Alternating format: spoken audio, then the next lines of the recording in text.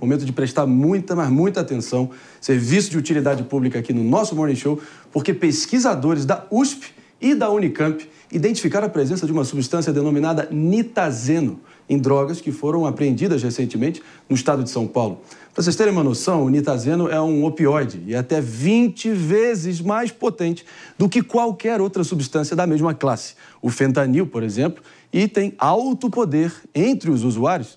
A substância foi identificada nas chamadas drogas K, que a gente tem falado tanto, já entrou aí no jargão popular como isso é o fim da linha para o usuário de droga, essas drogas K, né? Conhecidas por provocar um efeito zumbi nos usuários. E, lamentavelmente, pelo visto, o acesso a essa denominação de drogas, por assim dizer, está cada vez maior e mais espalhado São Paulo e Brasil afora. Vamos ficar em cima do lance para tentar entender a repercussão nesse sentido. David de Tarso. Pois é, o que causa preocupação também é a quantidade de apreensões, porque lá em 2021 foram encontradas pequenas gramas, aí no ano seguinte já aumentou para uma quantidade maior, aproximadamente 50 quilos, e ao longo do ano passado, em 2023, 157 quilos dessas drogas conhecidas como K, que tem um poder devastador, as pessoas realmente se tornam zumbis após o consumo e pode provocar uma série de consequências, inclusive a morte. Então, é preciso implementação de políticas públicas para o combate do tráfico de drogas, como a gente vinha discutindo aqui, por exemplo, política pública quanto a essa situação que precisa realmente de inteligência para que a gente possa agir no foco dos traficantes e combater esse gênero de crime. É impressionante como essas drogas estão se sofisticando, por assim dizer, no pior sentido possível. No momento que a gente está de volta para você, sintonizado aqui na rede Jovem Pan de rádio, e o Morning Show trazendo aqui o resultado de uma pesquisa vindo da Unicamp e da USP, que identificou a presença de nitazeno. Confere, meu caro David. Isso, é um opioide, né? Então, é conhecido como droga K e realmente tem um efeito devastador, como a gente vinha dizendo. O efeito zumbi. Efeito zumbi. Então, cada vez mais presente, infelizmente, aí nas drogas que estão contaminando de forma irreversível, aí, perdendo toda uma legião de não só paulistanos, mas, sem dúvida alguma, daqui a pouco, numa cidade próxima de você, certamente Brasil afora, a gente vai estar vendo essa variação desse opioide aí absolutamente destrutivo, e a gente tem que ver como que a gente vai conter isso, Palumbo, por onde passa. Isso aí só reforça a minha tese que a decisão do Supremo foi uma decisão errada, porque essa droga pode ser colocada dentro do cigarrinho de maconha. Você pode fazer um mesclado, você pode colocar pedras de crack, e aí veio essa decisão mirabolante, 40 gramas não tem mais problema, não, ninguém vai te encher o saco. Você não sabe o que tem dentro daquela droga? Vai ter uma perícia na hora lá? Claro que não vai ter uma perícia na hora. Então, isso é um absurdo. Nós temos que combater as drogas e não liberar as drogas. E hoje em dia também existem até estudos que demonstram a maconha que é mais gourmetizada, tem uma série de questões. Colocam tudo. Sabe que o Prêmio Nobel de Economia, Milton Friedman, já alertava que quando você coloca um mercado lucrativo como o das drogas na mão do crime organizado, o efeito colateral é o surgimento de drogas cada vez piores e mais pesadas. Ou seja, isso é resultado do paradigma de proibição que nós temos em vigor. Mas não vai acabar o tráfico com a liberação. Se nós tivéssemos um mercado regulado, nós saberíamos, por exemplo, o que é que está sendo consumido. Hoje, qualquer um que deseje usar droga como um adulto que faça essa escolha, por mais que todos nós possamos dizer que é uma escolha ruim, o fato é que adultos fazem escolhas. Quais drogas? Qualquer um que faça, não sabe de verdade o que está consumindo. O que quer dizer que a gente aumenta a insegurança, inclusive do ponto de vista de saúde, para aqueles adultos que escolhem fazer uso de substâncias. A gente vê um exemplo do cigarro lá atrás, por exemplo, que antes era uma tradição de você fumar, a pessoa se sentir elegante. Um status social. Era um status social, exatamente. E hoje em dia, na caixinha de cigarro, infelizmente minha mãe tem esse vício, a gente vê diversos alertas ali. E diminuiu o uso depois que vieram as proibições. Diminuiu, porque as pessoas já não conseguiam fumar. Mas foi uma mudança de regulação, não foi uma proibição. Isso agora, que precisa ficar claro. Mas, mano, não vai acabar. Mas aí vai haver uma banalização. Não vai acabar. Eu sou a favor, por exemplo, da regulamentação quando é para uso medicinal. Existem muitos médicos hoje que tratam diferentes doenças, né? Como, por exemplo, déficit de atenção, tudo, mas ali tem a composição exata daquilo que está sendo mas isso só é possível dentro da legalidade. Enquanto você mantém o mercado na mão do crime organizado... Eu queria ouvir o nosso Felipe Monteiro. A questão da regulação é um fator. Agora, o que me impressiona muito é saber o seguinte, que a gente nunca teve tanta polícia ostensiva na rua, leis tão restritivas, e o tráfico de drogas só aumenta. Na guerra às drogas, que é a política vigente no Brasil, as drogas ganham da política de goleada. E o Palumbo, com essas ideias completamente atrasadas, Meu Deus do céu, sempre o indefensável. A gente está perdendo das drogas. Dá para colocar opioide na maconha. Tá falando que nunca teve tanto policial. O déficit na Polícia Civil é de 17 mil. Na Polícia Militar é gigantesco. Você não consegue ouvir eu falar, né? Só fala besteira. Você é autoritário. Só fala besteira. Fala besteira é você. Não, cara, você fala besteira e eu respeito o seu posicionamento o tempo inteiro. Você não respeita nem do apresentador, Você me respeita, Palumbo. Me respeita. Concluindo. Então, assim, o argumento do Palumbo, essa decisão do Supremo Tribunal Federal foi errada porque dá para colocar opioide na maconha. Dá pra colocar opioide na água também. Vai proibir água agora?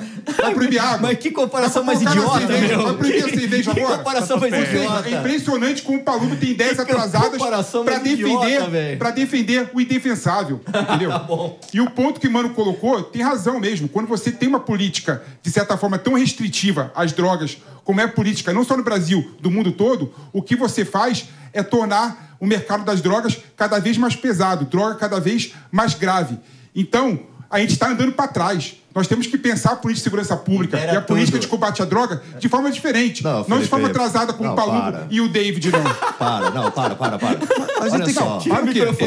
Eu, por exemplo, quê? nunca usei droga justamente pelo receio de me viciar. Sim. E hoje eu estou num contexto, por exemplo, social. Aqui a gente trabalha na Avenida Paulista e esses dias eu estava com a minha mãe e minha mãe falou assim, nunca passei pelo MASP e fui naquele vão livre. Sempre a gente passa na frente, nunca fomos. Resolvemos ir num plantão que eu estava aqui de domingo, aí a gente foi depois fazer esse passeio. Ali tinham vários usuários de drogas. E na frente também tem uma polícia militar, uma base. E aí, eu estava com meu filho, aquele cheiro de maconha, eu fiquei pensando assim, como é que eu explico algumas questões? Porque meu filho faz algumas perguntas que às vezes eu não sei responder de uma forma mais didática. Mas é melhor que cheiro de ele vai cigarro, fazer interpretação. É melhor que cheiro de E cigarro. aí você banaliza a coisa. É isso que eu estou querendo dizer com esse exemplo. Não, você muito acaba melhor que cheiro de banalizando a cigarro. situação. Mas veja, não há droga. Cheirinho de muito melhor que cheiro de cigarro. Mas cigarro aí, tem todo tipo de tóxico dentro do tabaco. Esse ponto Muito do melhor. David é importante. Mas veja, não há droga mais banalizada, mais utilizada e mais viciada no Brasil que o álcool. As pessoas no Brasil usam até para um alcoólico em recuperação, e eu conheço vários, tenho familiares que são membros de AA, passam por uma situação onde socialmente é muito difícil, porque você vai encontrar amigos num bar e tratam como frescura a ideia de você não tomar um copo de cerveja. Ou seja, a questão de como lidar com o consumo de drogas é uma questão relevante, mas ela existe para todas as drogas. Existe também para conversar com o filho sobre como o álcool faz mal e como você deve fazer uma escolha adulta, consciente dos riscos associados ao uso de drogas. Não é coisa para criança. E isso é uma conversa que nós precisamos ter como sociedade. Adultos tratando como adultos. Palumbo, você não tem filho ainda? Não, claro que não, tem. Mas eu digo que já possa estar pensando em tomar uma birita, aqui, acolá, ainda não chegou nessa idade. Deus, lá em casa a gente não bebe nem refrigerante. Boa, mas você acha que, enfim, quantos anos tem seus filhos, mais ou menos? 11 e 18. 18 aí já deve ter... Mas a minha filha só já experimentou estudar, alguma coisa? Ser juíza. É isso. Não a sua bebe. Filha, talvez seja, enfim, um ponto fora da curva, mas o fato é que os adolescentes, cada vez mais precoces, ali, geralmente 13, 14, 15 anos, já estão experimentando álcool e todo tipo de drogas, talvez por pressão do círculo social que eles estão imersos. Com certeza. Então, se álcool e tabaco são drogas mais socialmente aceitáveis, por assim dizer, definitivamente legais, por onde passa, talvez, desmistificar a maconha ou essas outras drogas? Tem restrições. Porque isso vocês estão insinuando, que seria importante desmistificar as drogas que hoje são consideradas ilegais. Mas quais?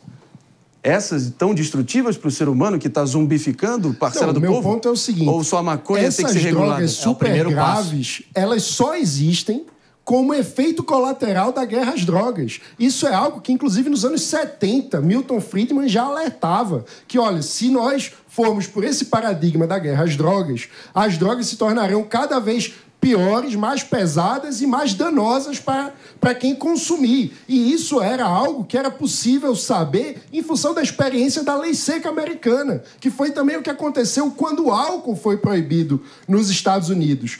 Quando você tem essa dificuldade de precisar lidar com todo o aparato da polícia para que o mercado opere, se especializam em fazer drogas cada vez mais danosas, mais fortes e letais. Esse é o problema. Ou seja, se nós mudarmos o paradigma, não haverá espaço para esse tipo de droga que é mortificadora. Se liberar, vai ter mais drogados. O que vocês não entendem... É porque você banaliza, né? O que vocês não entendem é que não vai acabar com o tráfico de drogas. Ou você acha que os playboy igual você vai comprar aqui no shopping, agora o morador da periferia vai comprar onde? Vai comprar na biqueira. Vocês não entendem isso, onde que compra álcool? Mas o álcool é proibido para criança e teve uma restrição que diminuiu. E deve ser proibido para criança. Droga não é coisa de criança. Droga é coisa de adulto. Agora, liberar as drogas só vai ter uma quantidade maior de usuários pelas ruas. Isso é absurdo. Olha, entre enriquecer o Jorge Paulo Lemann e o Marcola, eu prefiro enriquecer o Jorge Paulo Lemann. Ou seja, nós precisamos fazer com que mercados lucrativos como esse sejam dominados por empresários eficientes e não por criminosos. Mas e o estudo, por exemplo, que trata sobre saúde pública? Quanto que vai ser para tratar possíveis viciados? Porque hoje o gasto imposto sobre o consumo de drogas. Já foi num SUS na vida, pai? Todo. Mas tem o imposto que você paga pelo cigarro, que vai parte dele para o SUS. Senhores, o SUS tá bom? Discussão muito boa. 15% do dinheiro arrecadado pelo governo federal vai para o sistema de saúde. Tem 1 milhão de gente na fila de espera fazer uma cirurgia. Muito bem, muito bom. Outra discussão. É outra discussão. Não é você que está esperando para fazer cirurgia. Outra discussão que a gente, sem dúvida alguma, vai estar revisitando aí, olhando adiante. Não consegue discutir drogas, né? Vamos falar aqui. Pode discutir SUS. Senhores, você que está animado aí. Advogando em causa própria. Eu não estou advogando em causa própria. Virou quinta série isso aqui, pô? Eu também não. Pera lá um pouquinho. Chega! Vamos pra frente, pô. O cara quer me colocar o cliente drogado. Larga o osso, Pepe. O cara quer me colocar o cliente drogado. Vamos virar a página.